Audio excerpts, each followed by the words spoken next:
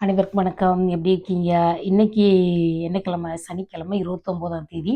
ரொம்ப முக்கியமான நாள். சனி பெயர்ச்சி இன்னைக்கு நடந்திருக்கு.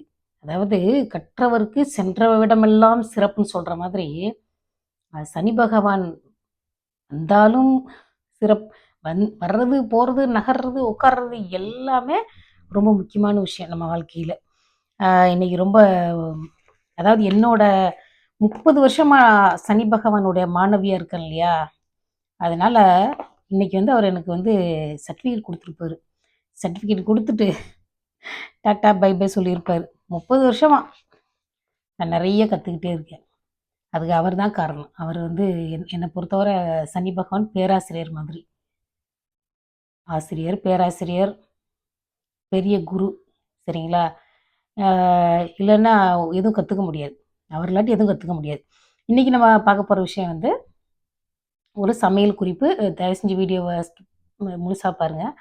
அதாவது சமையல்னோடனே ஓடி போயிடாதீங்க. இது கொழுக்கட்டை செய்தல் எப்படி அப்படிங்கிறது. நான் இப்போ கிச்சன்லலாம் போய் உங்களுக்கு சொல்லித் தர போகிறதில்ல. நான் வாயாலே கொழுக்கட்டை செய்வேன். இங்கே பாருங்க.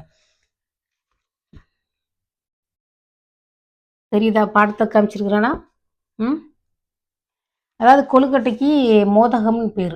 மோதகம், சரியா? மோதகம் அவித்தல்.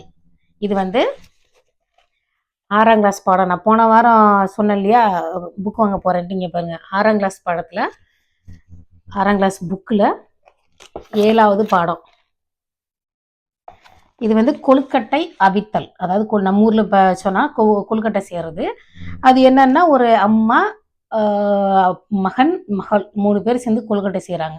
கடைசியில் அவங்க அப்பா நல்லா உழைக்கிற மனுஷன். கடைசியில் சாப்பிட வர்றாரு. அது ஒன்றும் தப்பு கிடையாது. அவர் தான் சம்பாதிக்கிறார் அந்த வீட்டில் முக்கியமாக. அதனால் அவர் கடைசியாக சாப்பிட்ற நேரத்துக்கு வந்துடுவார். குடும்பத் தலைவர் இல்லையா? இப்போது நான் என்னோட கேள்வி என்னென்னா, இந்த பாடம் 4 பக்கம் எடுத்திருக்காங்க. இங்கே பாருங்க, 4 பக்கம் இருக்கு. நான் சொல்லிடுறேன் கேளுங்க. 24, 25, 26, 27. இந்த பாருங்க, 27 வரைக்கும் இந்த இது இருக்கு, பாடம் இருக்கு. இந்த பாடத்தில் கொஸ்டின் இங்கே இருக்கும்.